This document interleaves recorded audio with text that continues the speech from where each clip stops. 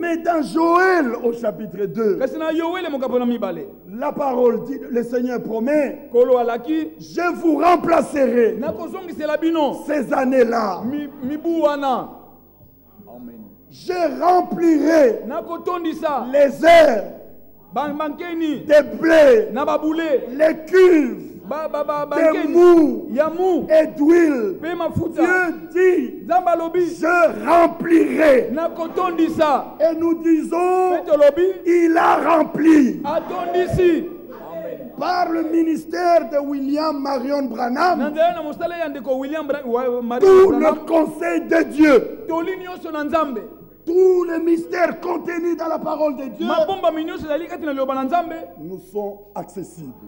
Je le répète encore, et je le crois de tout mon cœur, que nous sommes ensemble sur ça. Y compris le 7e sceau. Il n'y a plus de mystère pour nous. Je veux des amens. Y compris le 7e sceau. Il n'y a plus de mystère. Non, il n'y a pas d'amen.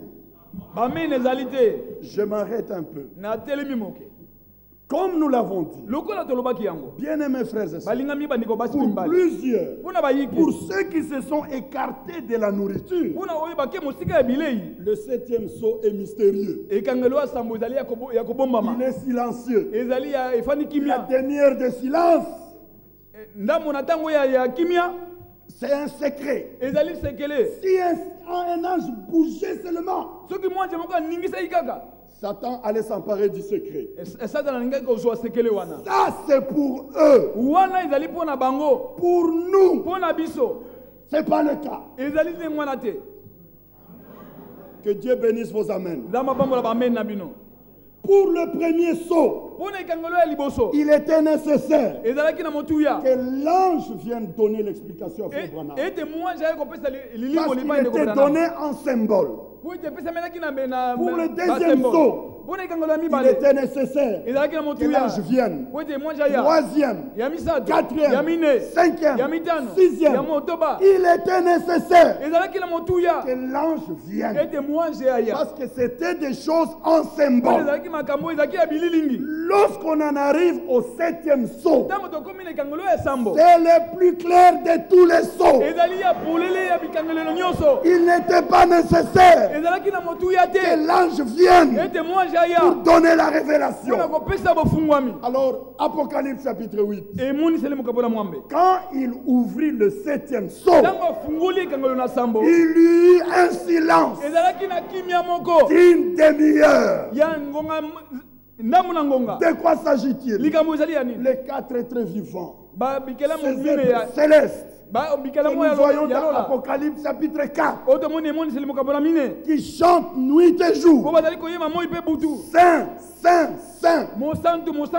Et le Seigneur Dieu, le Tout-Puissant, celui qui était et qui vient. Quand il lui proclame la gloire, cela est entendu au ciel. Mais à ce moment-ci, lorsque le 7e sceau est ouvert, remarquez que les deux témoins, les deux prophètes, je veux dire, ont déjà annoncé le Christ en Israël. Christ est déjà accepté. Et les 144 000 ont déjà reçu leur sceau. Dans Apocalypse 7, il y a sursis à toute exécution du jugement. Il y a surséance. On suspend l'exécution du jugement jusqu'à ce que ne faites pas du mal à la terre et ce qui s'y trouve, à la mer et tout le reste, jusqu'à ce que on ait scellé des sceaux les serviteurs de Dieu, les 144 000. Après qu'ils soient venus au salut et qu'ils aient reçu le sceau de Dieu, qu'est-ce qui arrive? Le 7e sceau est ouvert. Ces créatures célestes qui proclament sans cesse la gloire de Dieu arrêtent de chanter sa gloire. Pourquoi? Le trône de grâce est changé en trône de jugement. Dieu va maintenant exercer sa colère contre ses ennemis. Alors il est impossible que Dieu reçoive l'adoration et qu'au même moment il exerce sa colère. Non. Quand il répand sa colère sur la terre, silence. Dieu ne reçoit plus l'adoration jusqu'à ce que il va exécuter ce qu'il voulait faire voir à ses ennemis. Alors nous voyons au même moment, dans le verset qui suit, un ange qui n'est pas Christ. Parce qu'à ce moment, Christ est avec nous dans la salle des nonces. Christ n'est plus sur le trône d'intercession. À ce moment-là, Christ est avec nous dans la salle des nonces. Mais il y a des saints sur la terre qui lui adressent des prières. À ce moment-là, c'est un ange qui recueille ses prières et les fait monter vers Dieu avec le parfum. Et qu'est-ce qui suit? Alors on voit les 7 anges qui se tiennent avec leurs trompettes. Et ils commencent à sonner de leurs trompettes. Et le fléau tombe sur la terre. Mais l'ordre est, parmi tous ces fléaux qui arrivent, faites du mal à tous les habitants de la terre, mais ne touchez pas à ceux qui ont le sceau de Dieu. Dès qu'il s'agit-il, les 144 000 qui sont sur la terre. Alors nous voyons le premier ange, le son de la trompette, le fléau arrive. Le deuxième, le troisième, le quatrième, le cinquième, le sixième. Après, Christ descend. Dans Malachie, chapitre 3, il y a l'ange de l'Alliance qui a annoncé que Israël a tant désiré et soudain viendra le messager de l'Alliance que vous avez tant désiré. Il viendra et entrera dans son temple. C'est à ce moment-là, Apocalypse chapitre 10, l'ange descend avec l'arc-en-ciel. Christ nous laisse au ciel. Il descend pour se révéler aux siens. Avec tout ça, qui peut dire que le 7e sceau est mystérieux? Dans chaque sceau, il y a son contenu. Et son contenu est écrit dans la Bible. Amen. À Kigali, il y a des gens qui étaient furieux contre Frère Franck. Ils sont venus de différentes villes avec une fureur et des questions montrant que cet homme a corrigé les prophètes.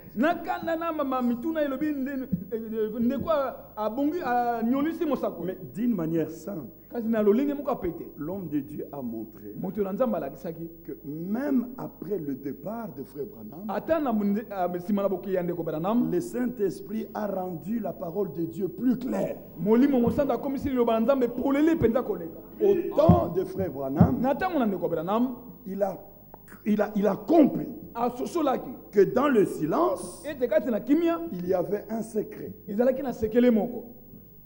Mais le Saint-Esprit, conduisant son serviteur dans tous les détails de la parole,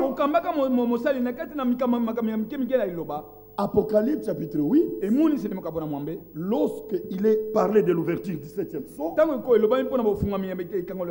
ça ne concerne pas que le premier verset, mais les versets qui suivent font partie du contenu du 7e sceau. Alors je veux des amens. Pour nous, même le 7e sceau, il n'y a pas de mystère. Que Dieu vous bénisse. La seule chose que nous ne connaissons pas et qui n'est pas écrite dans la Bible, ce sont les 7 tonnerres. On n'en parlera pas. Amen. Amen. Alors croyez-le.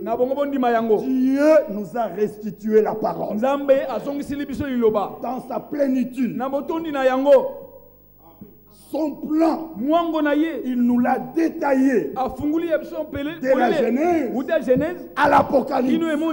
Tout est clair. Je remplirai. Il a rempli. Mais regardez, il n'y a pas que l'action de remplir.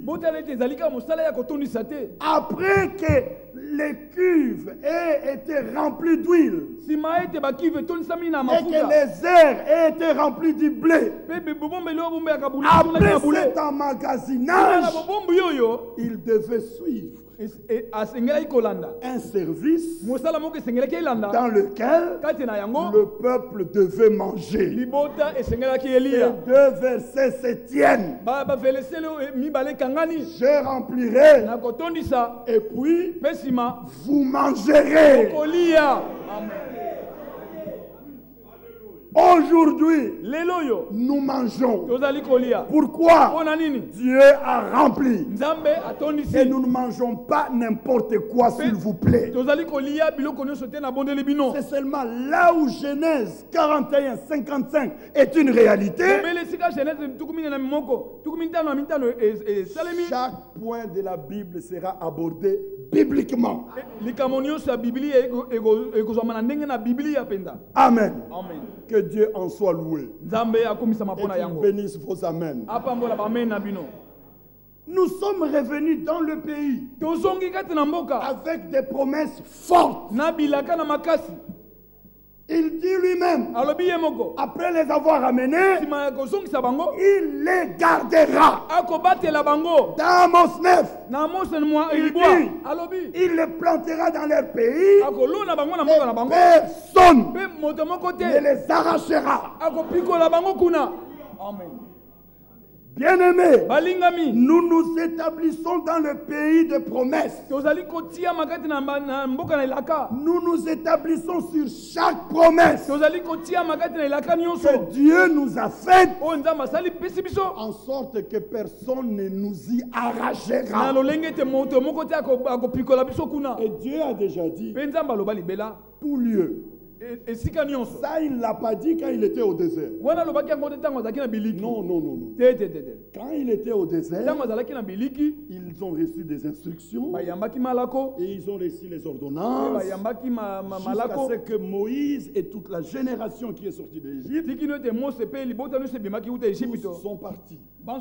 Mais maintenant, lorsque le temps arriva où le peuple devait prendre possession du pays, quelque chose de particulier a commencé. Dieu dit à Josué, mon serviteur Moïse est mort. Maintenant, toi, lève-toi et fais passer ce peuple le Jourdain, car c'est toi qui le feras entrer dans le pays que je leur ai promis à leur père. Le pays que j'ai promis de donner, de vous donner, la promesse que j'avais dite à Abraham, Isaac et Jacob. Mais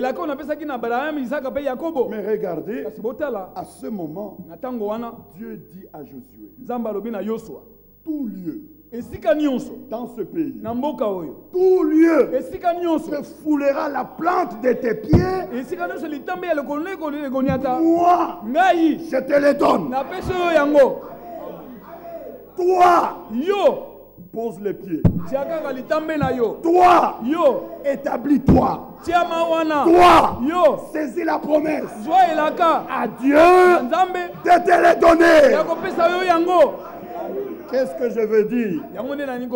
Chaque promesse qui t'est révélée, tout son contenu, c'est à toi. Chaque verset que Dieu te donne, que Dieu te révèle, ne sois pas incrédule. Tout son contenu est à toi. Je le répète, n'attends pas voir. La foi n'attend pas voir. Dieu, je priais. Dieu, je parlais.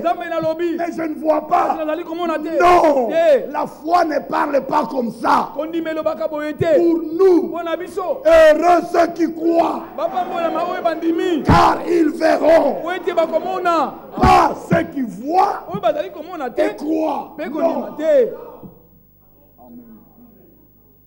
Tenez chaque verset que Dieu vous accorde. C'est pour vous. Dans ce livre ici, nous pouvons encore faire de merveilleuses expériences. Dieu veut que nous apprenions à le connaître. Et l'évangile nous amène réellement à le connaître. Mais il s'agit de l'évangile qui concerne son fils. Amen. Nous sommes en train de clôturer. Dans Romains chapitre 16, au verset 25, nous avions dit, comme cela est écrit, à celui qui peut vous affermir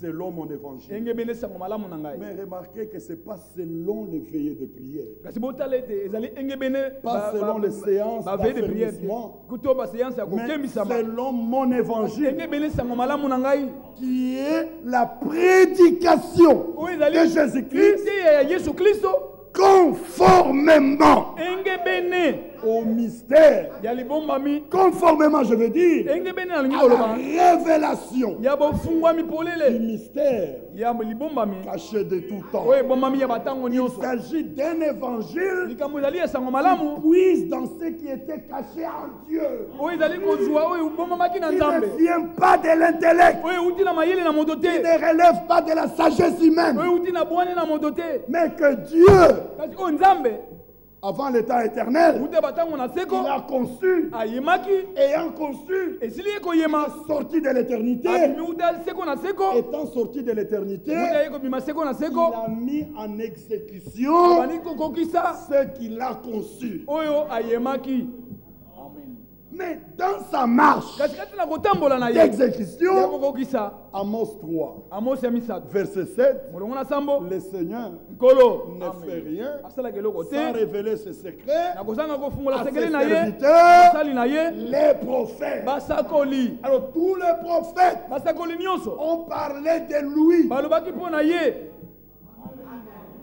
Alors aujourd'hui, quand nous parlons de lui, en proclamant l'évangile de Jésus-Christ, ça doit être d'après les paroles des prophètes.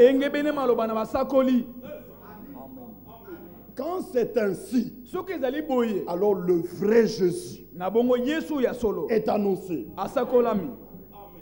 Ce n'est plus votre vie qui est prêchée. Nous pouvons vous casser les oreilles. Votre vie est-elle digne de l'évangile? Votre vie est-elle digne de l'évangile? Ça ne donnera rien.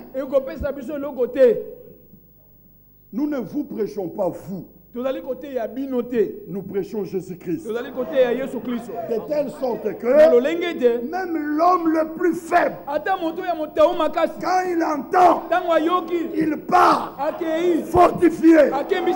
Même le malade, quand il entend, il rentre guéri. C'est le même Seigneur. Il fait tout en merveille. Quand c'est lui, attendez-vous au résultat. Nous refusons chaque parole qui n'est pas liée à un résultat. Quand c'est lui qui est prêché, en fait, il s'agit d'une substance. La prédication doit nous communiquer une substance. Il ne s'agit pas que vous imitiez une vie. Mais il est question qu'une vie entre en vous. Une fois elle entre en vous, elle vient en vous avec toutes ses propriétés. Elle ne change pas de nature quand elle entre en vous. La même vie, sainte, parfaite, juste, en Christ. Quand elle entre en vous, vous croyez, elle vient avec tout ce qu'elle est. Alors nous ne nous éloignons pas de la prédication de la croix. Parce que c'est ainsi que Dieu a voulu nous donner la vie. Il a envoyé son Fils. Il a fait tout pour nous. Il l'a envoyé afin qu'il meure, qu'il donne sa vie et que quiconque croit reçoive la même vie. À cette prédication sont liés des résultats. Je reviens encore sur ce verset. 1 Thessaloniciens, chapitre 2, verset 1er. Notre venue chez vous n'a pas été sans résultat. Chaque proclamation de l'évangile, ce n'est pas seulement pour Paul. Non. Chaque proclamation de l'évangile est liée à un résultat. Au verset 3, après qu'il ait dit dans le verset 2 comment il a annoncé, dans quelles circonstances il a annoncé cet évangile, il dit, vous savez vous-même que notre prédication ne repose pas, premièrement, sur l'erreur, deuxièmement, sur la fraude, troisièmement, sur des motifs impurs. Si l'évangile n'est pas basé sur l'erreur, sur des motifs impurs, sur la fraude, si tel n'est pas le cas, attendez-vous au résultat. C'est ce que nous voulons voir. À la fin, ça doit être glorieux. Ça doit être glorieux. Alors Christ doit être présenté afin que nous recevions de lui ce qu'il est. Et que nous expérimentions tout ce que Dieu nous a promis. Croyez que nous sommes de la même nature. Nous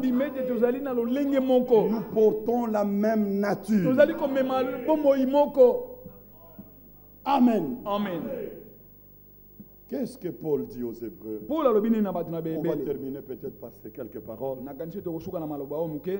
Hébreux au chapitre 2, au verset 11, il dit ceci. Car et c'est lui qui sanctifie. Qui sanctifie? Qui est celui qui sanctifie? C'est le Seigneur Jésus. Et ceux qui sont sanctifiés. Qui sont les sanctifiés? C'est toi et moi. Et lui. Et nous. Tous. Nous sommes sortis d'un seul qui croit qu'il est sorti de Dieu. Amen. Alors qu'est-ce que je dois dire? Voici des dieux. Amen. Des dieux ne peut que sortir Dieu. Alors vous êtes des dieux. Quiconque croit qu'il est sorti de Dieu, qu'il reconnaisse qu'il est un Dieu.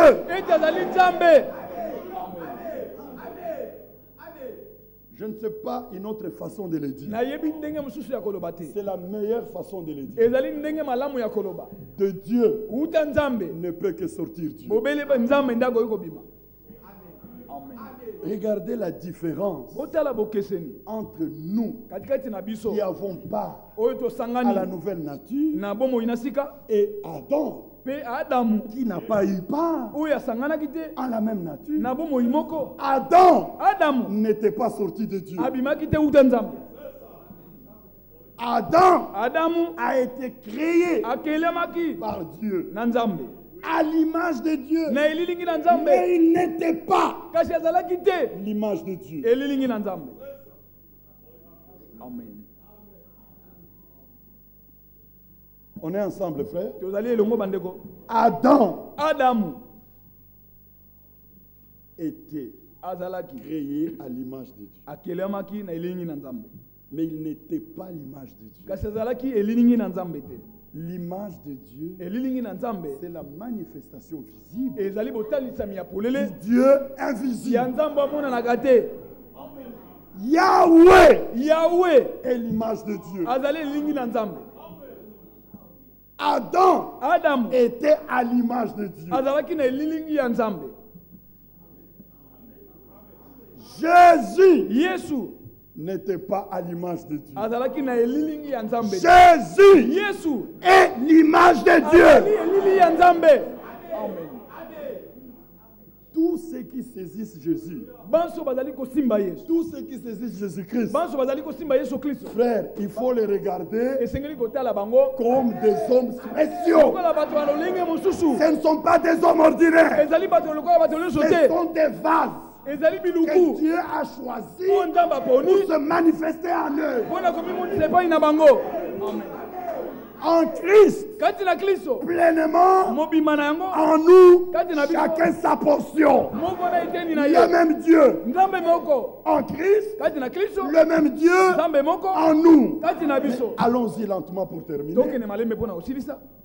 Lui qui sanctifie, il est sorti de Dieu. Remarquez ceci.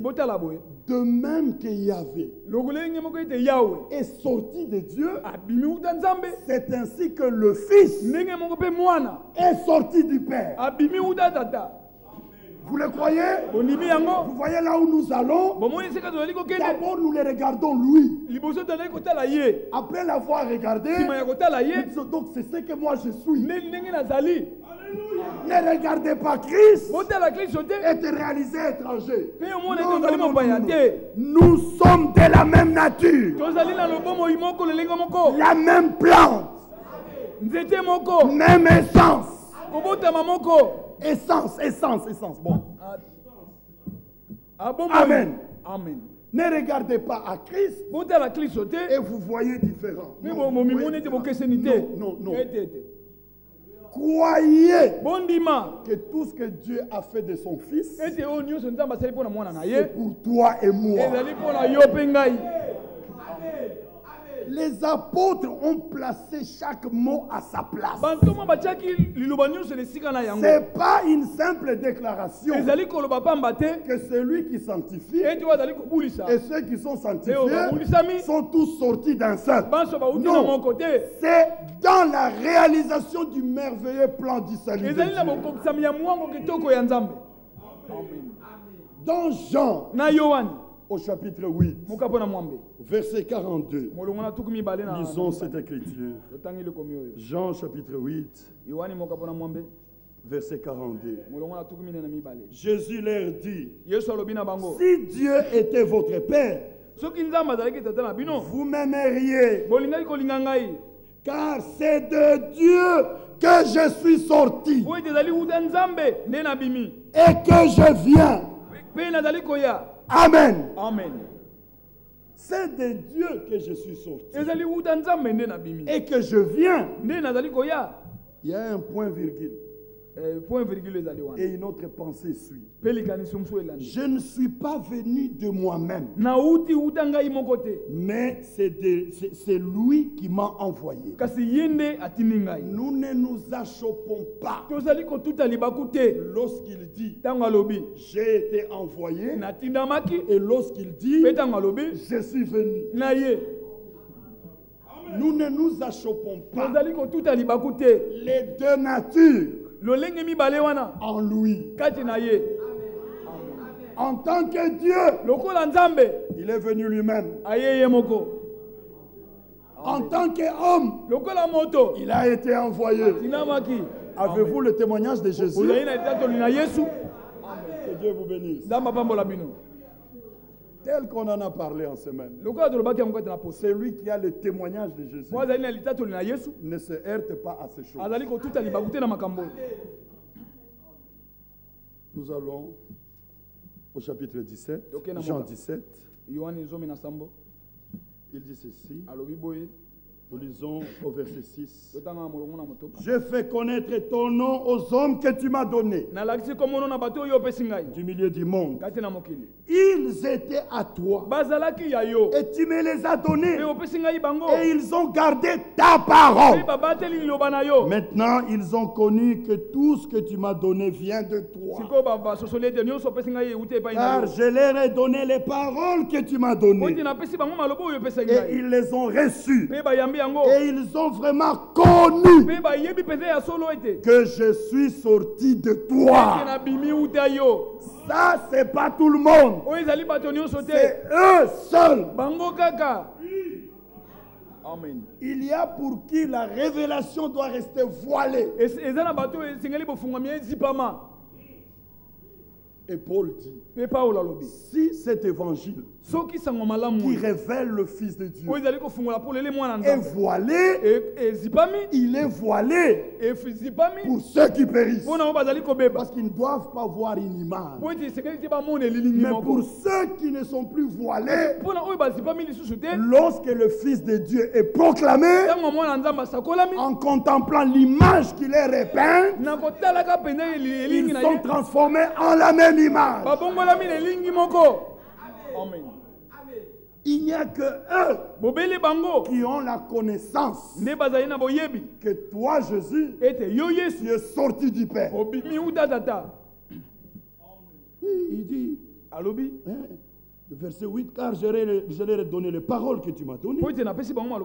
Et ils les ont reçues. Et ils ont vraiment connu que je suis sorti de toi.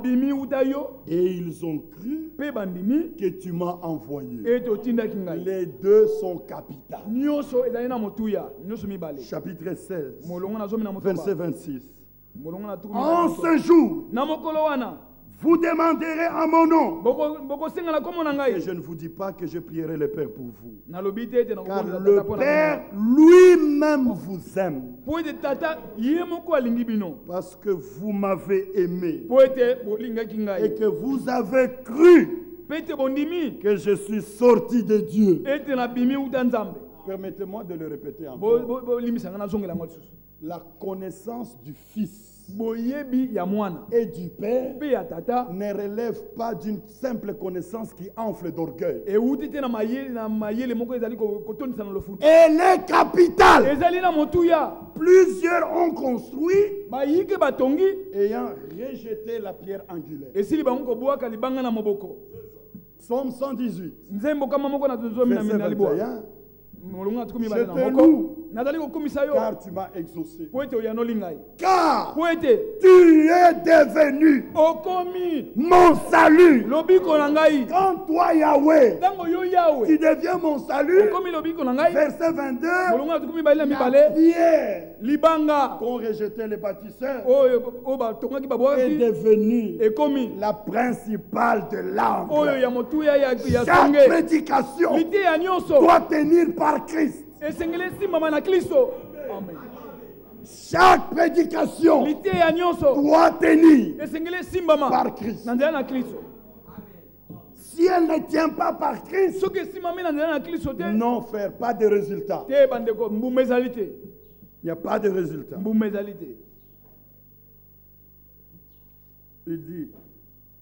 Il dit ceci. Or, la vie éternelle. Comment pouvons-nous la définir? C'est comme il l'a dit.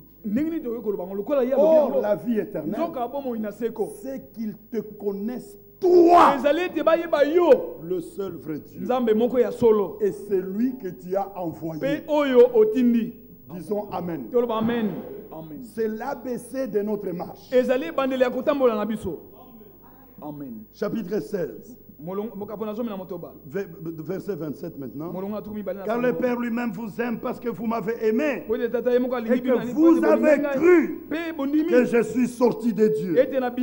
Je suis sorti du Père et je suis venu dans le monde. Maintenant je quitte le monde et je vais au Père. Ses disciples lui disent, voici maintenant tu parles ouvertement. Et tu n'emploies aucune parabole. Maintenant, nous savons que tu sais toutes choses et que tu n'as pas besoin que quelqu'un t'interroge. C'est pourquoi nous croyons que tu es sorti de Dieu.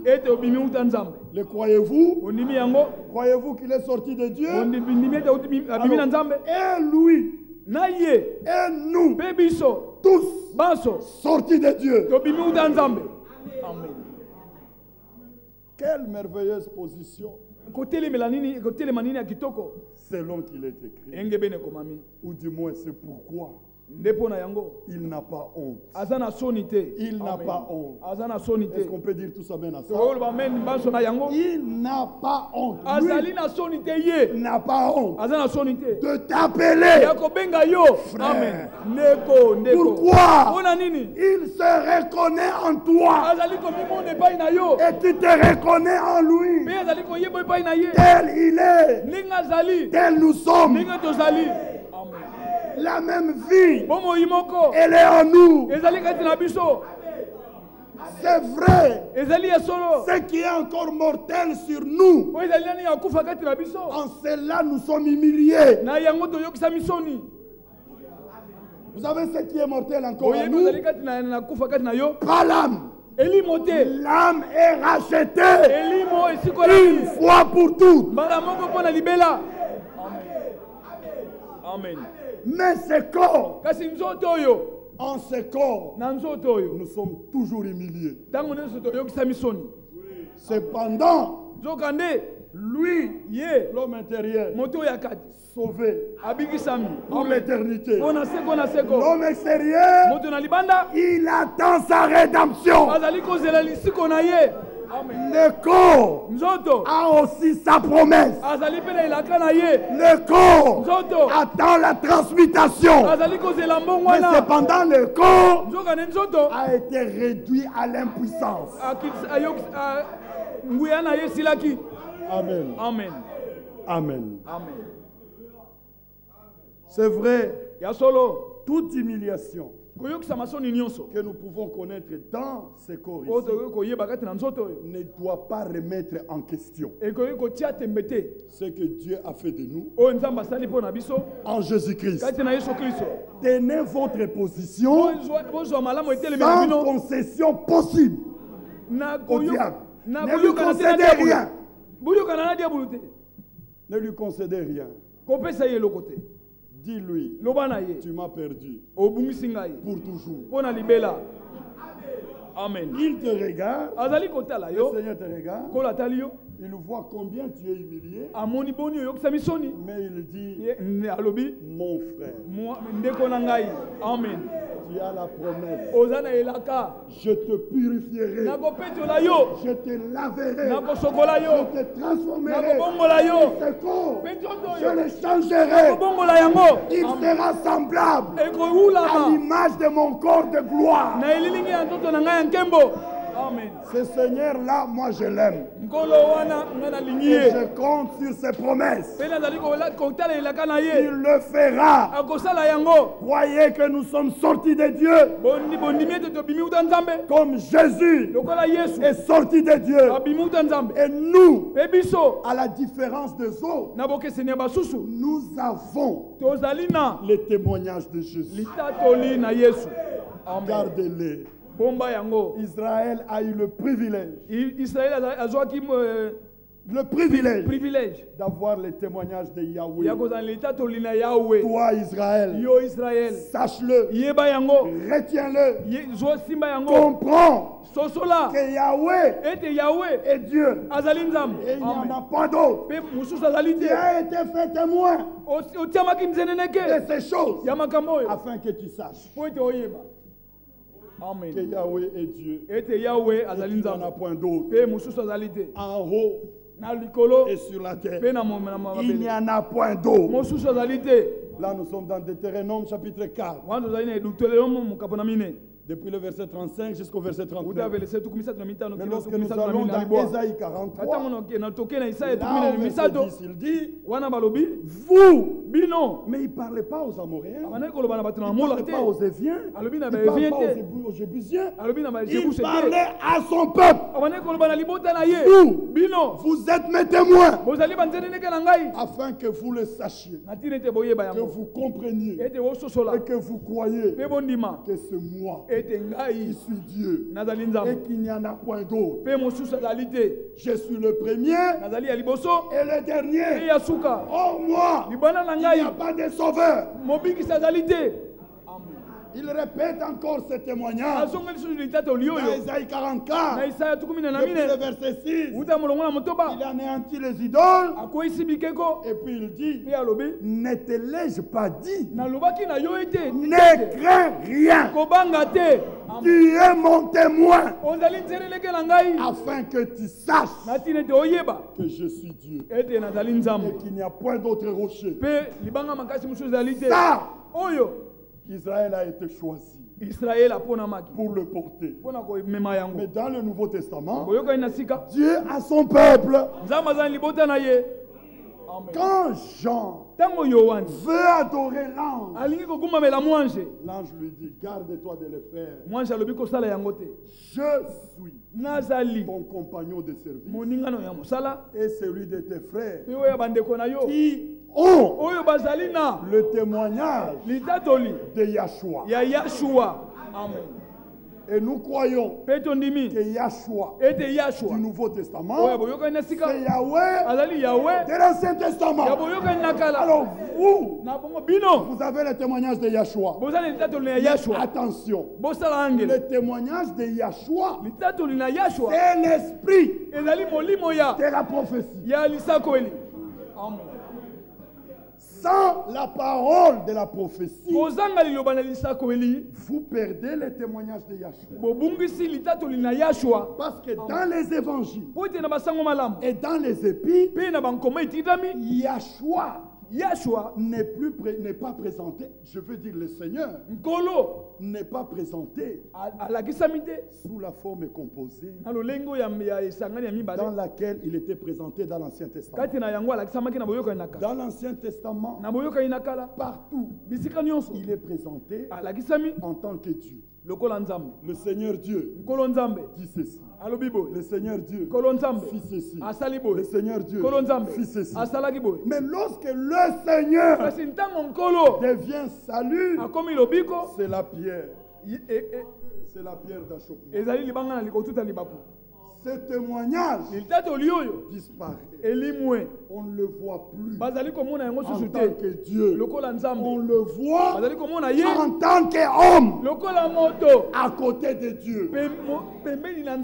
Pourquoi il devait mourir? en tant qu'homme, comme agneau. Il devait intercéder pour le coupable. Il devait faire office de médiateur entre Dieu